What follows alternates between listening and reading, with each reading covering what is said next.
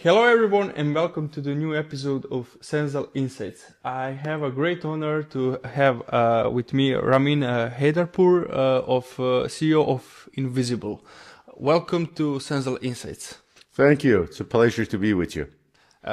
Likewise. And first of all, I would like to ask you about your career. You are someone with a large experience in management. First of all, right?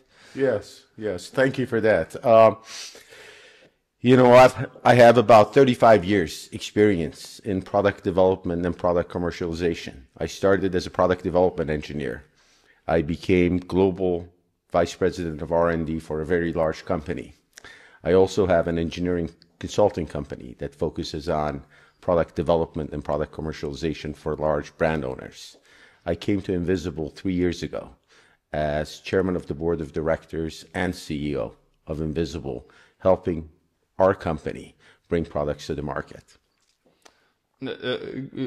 Great to hear that. And can you tell me more about the company? Because it's a really interesting company, a really interesting product. A lot of people haven't heard about e-paper. And can you tell us, first of all, what is e-paper?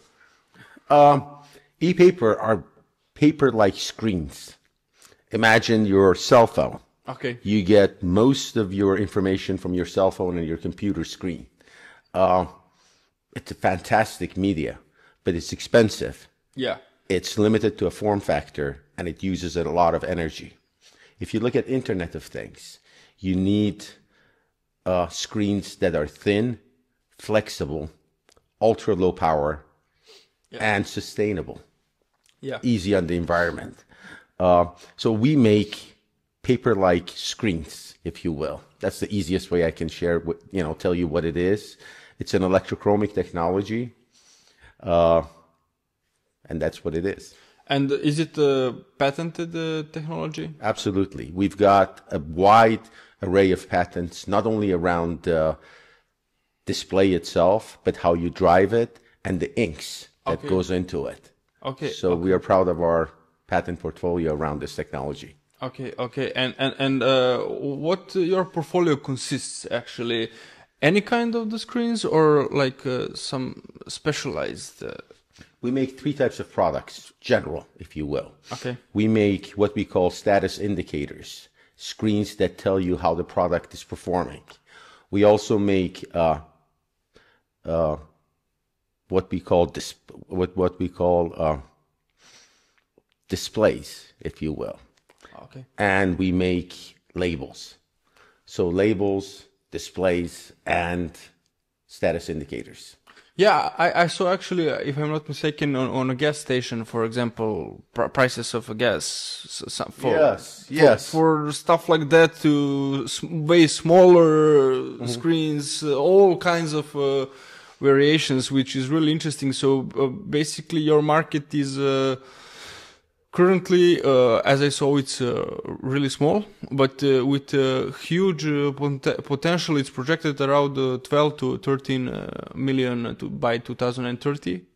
It's projected to grow really quickly. Actually, it's larger than that. It's much larger than that. So our projection for next year is around 17 million CAD. 70 million CAD for next year. Canadian dollars. Yeah. 2000 toward end of 2026. That's what we're targeting. The market size for e-paper is $2 billion today, and it's growing double digit. So we're one of the emerging leaders in the e-paper industry, which is a $2 billion market growing double digit. So we are bullish about the growth potential of the e-paper industry in general, and our participation in that in particular. And from the life cycle point of the company, you started as basically R&D, right? Then you made the product, licensed it, have a patent, and then now is the time for sales, right? Yes. So if you look at any type of new products in our field, you look at research, development, product, and commercialization. Think of it as 4 distinct phases of bringing a product to a market for consumers to see. We were an R&D company for the first 4 years of our journey, where we reduced the electrochromic technology into prototypes that customers loved. In the last 3 years, we have transitioned from an R&D company to a product commercialization company. What that means is we have now standard products, the 3 categories that I was telling you about: status indicators, labels, and signs, which we are now selling, commercializing at high volume. And it's also cost effective. And I mean, if I understood it correctly, it's cheap to produce, way cheaper. Mm-hmm. And where is your supply chain? We have a very cost-effective platform that we are working with. We print our displays. Okay. We print it on standard screen press, the type of machines that print labels, decals. It's of course more sophisticated than typical screen printing. It's what we call printed electronics. We print conductive inks, functional inks. That gives us the ability to reduce costs and increase volume in a very flexible type of a way. So to answer your questions more directly, yes, we are we are very cost effective, and we anticipate to be even more cost effective as we increase our volumes. And so you are built domestically, right? Domestically means in Europe. So we can produce, so we have our manufacturing site in Sweden, in Europe. In Sweden. So we have a manufacturing site in Sweden, but we just announced a partnership, a global manufacturing partnership with CCL Design, which is a leading printed electronic manufacturer with manufacturing capabilities in China, Europe, and USA. So they can produce, we can produce. We have transferred our technology to their manufacturing lines, so we can produce at high volume, not only in Europe, but in Asia and USA through our partner as well. And I also saw that you are already in multiple continents. You are in US, of course, and Europe, Turkey, for example, but I also saw that you are in multiple locations in East Asia. Mm-hmm. So how is that expansion going? Is it going well? It's going very well. We have sales presence in Asia, Europe, and US, and we are looking at South America as well. Most of our current customers at the moment come from Europe and USA, but we have sales presence in Asia and potentially in South America in a very near future as well. So we are a global company. We manufacture globally. We sell globally as well. But aren't you worried that you are going to split the energy on too many markets at once, or you think that there's such a good opportunity and the timing to capture as much as possible? Excellent question. Although we are looking at the global market, as I said earlier, we are very focused around 4 market verticals, 4 target markets, as I was saying earlier: medical diagnostic, retail, supply chain, and industrial. And we have 3 product lines for these 4 markets: signs, labels, and indicators. So although we are looking at a global footprint for our products, we are very targeted in customers where we have the best product market fit. So no. And the fact that we've got global footprint and global presence, it is to identify the best product market fit and the best customers. And we are very choiceful in terms of what customers and what markets we go after. But as I mentioned earlier, most of our applications, our current applications, are in US and Europe. And how do you choose where are you going to what market you're going to attack? Let's say. How did we choose those? Yeah, it was the area where our price performance, our products price performance, had the best advantage value for the customers. Then yes, Yeah. So if you look at our technology, our screens, think of screens for Internet of Things, to use the overused terminology. Areas where think of smart lock systems, indicators for medical diagnostic, at-home medical diagnostic applications, retail signs that need to be very low power, that can be run on a coin cell battery and sustainable, sunlight readable, low energy, sunlight readable, sustainable signs. So we have a very good feel of where we have the best product market fit. And we have gone after markets where we think we can have the best value proposition for our customers. And how do you see profitability trajectory? I saw that you have for last report was I think for 6 months 600,000 in sales, and but it was like 2.5 million in operating costs. Mm-hmm. So what is your strategy for the next, let's say, 5 years? We are at the takeoff stage of our business. We are at the takeoff stage of our business. We are confident that our profitability will improve significantly as we bring in volume. Exactly. And as I mentioned earlier, we print our displays. Yeah. So it's the productivity gains, reducing the cost of manufacturing by having better procurement, raw material prices, and also getting efficiency in our manufacturing. We are very bullish about our margins going forward. We are happy about our margins as it is now, but as early stages, right, of course, yeah. As it is with all startups. Yeah, exactly. With all startups, we can significantly improve our margins as we grow. And as I said earlier, which is very important, the reason we say we are a printed display manufacturers is because the printing gives us a platform to be very cost effective and have fantastic margins. I have to ask one more really important questions. If we from last reported cash position and your runway, you will run out of cash in, let's say, 11 months or up to a year. And how do you are not going to be profitable for years? Of course, you are in a growth phase, early growth phase.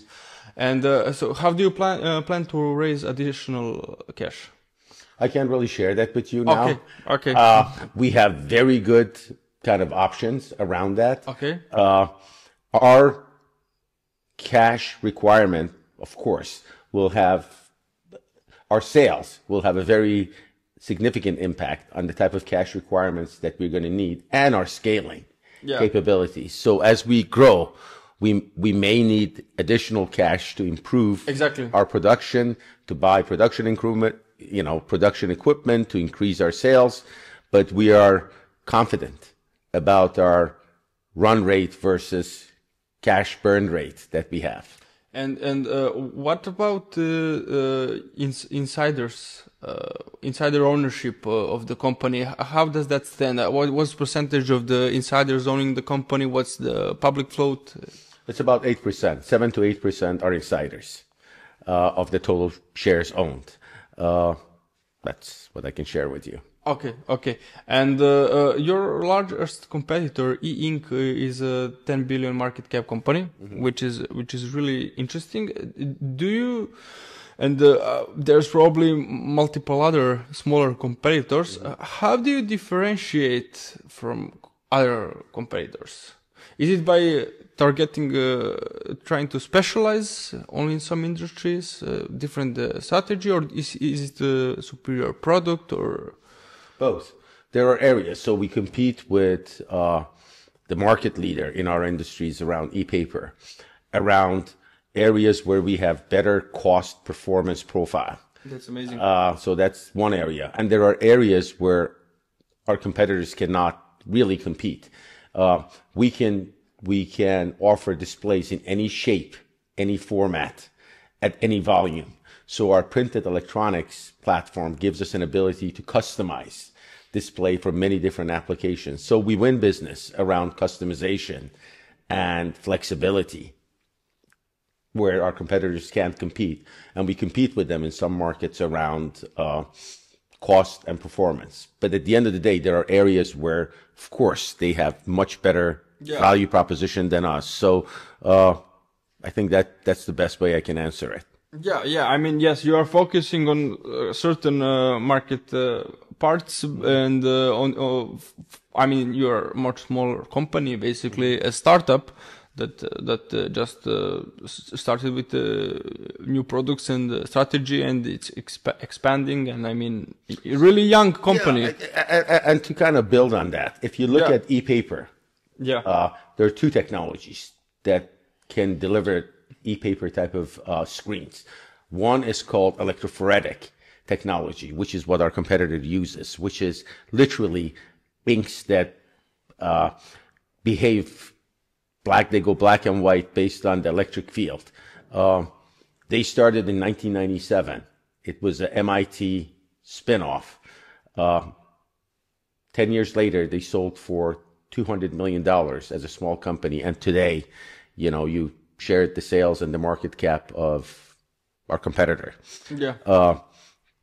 We have what we call electrochromic technology, which is the other leading technology to deliver e-ink, e-paper, if you will.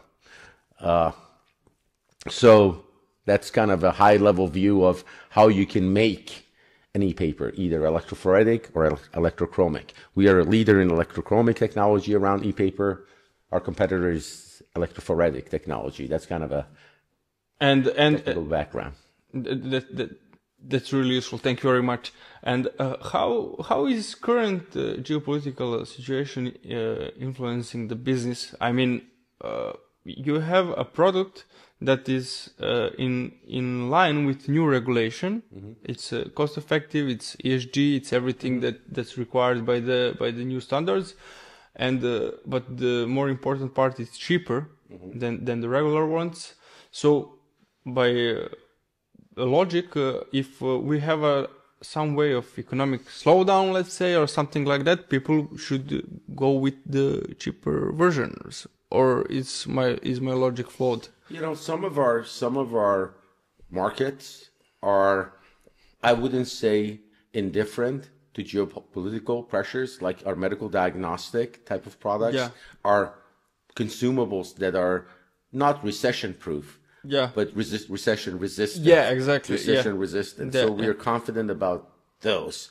But some of the other markets that your supply chain the same, they are somewhat recession resistant. And we have a lot of new novel applications. So what we have going for us is the tailwinds that gives us, you know,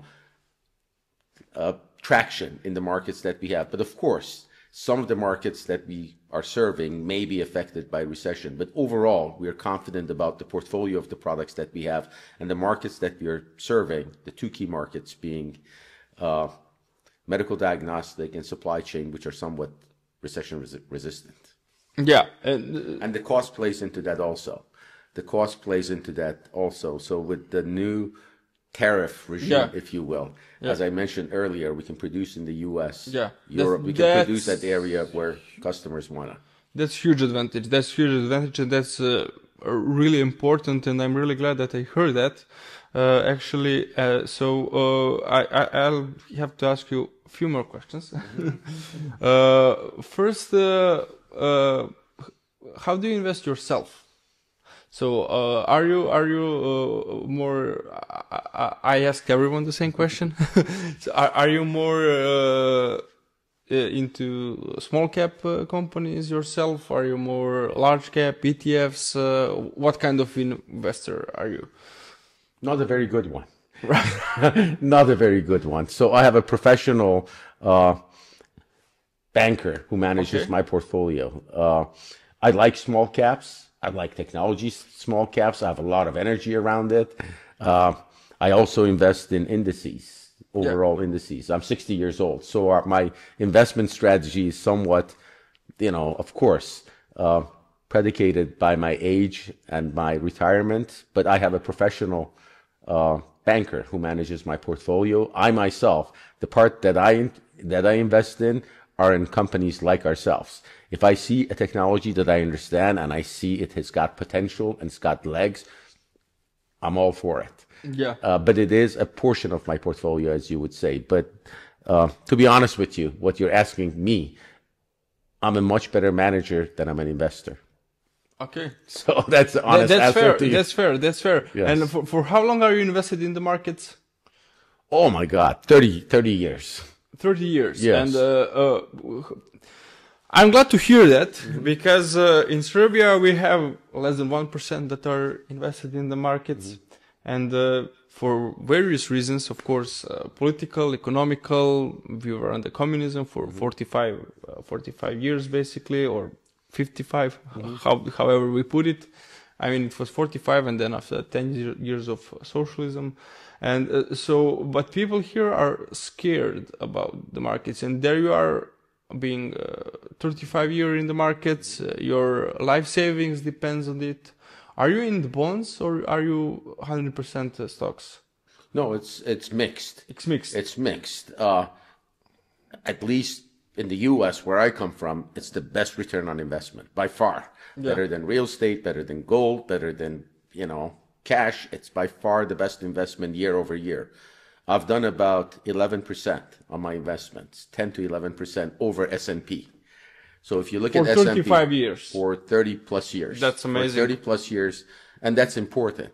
But I've got a professional who manages my portfolio. Exactly. Most of my portfolio. So I rely on, professionals like yourself who manage my portfolio. But I think it's well known. If you look at return on investment on stocks versus any other financial means, it does better than all. Exactly. Historically, it's number one. So if you have people who really understand it and can manage your money well, I've done well. I've done well by relying on experts who manage my money. And what is your view on the future? Around what? Around the American stock market, let's say it. Are you feeling scared right now? I'm sorry, I'm going off the topic, but it's... What's the timeline you have in mind? A year? Let's say or 5 years? 10, 15. Oh, I'm very bullish. Very bullish. I'm very bullish. I mean, if you look at Michael's market cycles, 5 years, I'm very bullish. 8 years, I'm very bullish. This year, I don't know. It goes up and down. Some days I'm nervous. Some days I'm hopeful. But you can't look at it that way. You can look at least from my perspective, I don't look at market on 6 months like cycles. I look at it for 6 years. So when I invest my money, I look at where I can get the best rate of return in, 3 years, 6 years, 10 years. And for me, as an investor, stock market is the best place to put your money. Thank you very much. In addition to, diversifying it with, of course, your real estate, your home that you own, your business, but the cash, where I put my cash, in my case, I've had a good run with the stock market. I'm really glad to hear that. And last question, what is the team behind Ynvisible? What's the experience? What kind of experience are you surrounded with? I love that question. As with all businesses, it's all about people. Yeah. You buy from people, you work with people, you sell to people, and you take care of your investors. I'm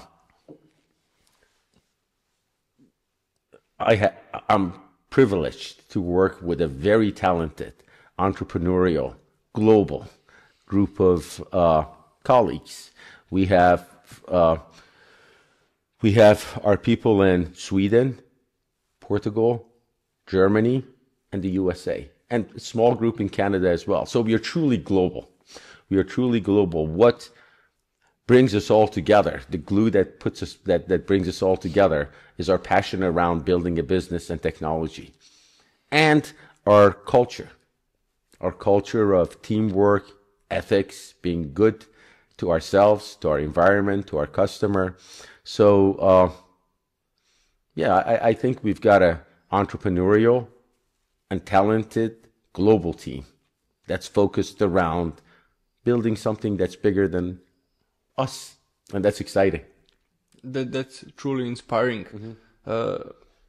Ramin, thank you very much. Pleasure to be with you. I really enjoyed this conversation, and I hope you did as well. Our Yes, dear viewers. Thank you very much, and see you on the stock market.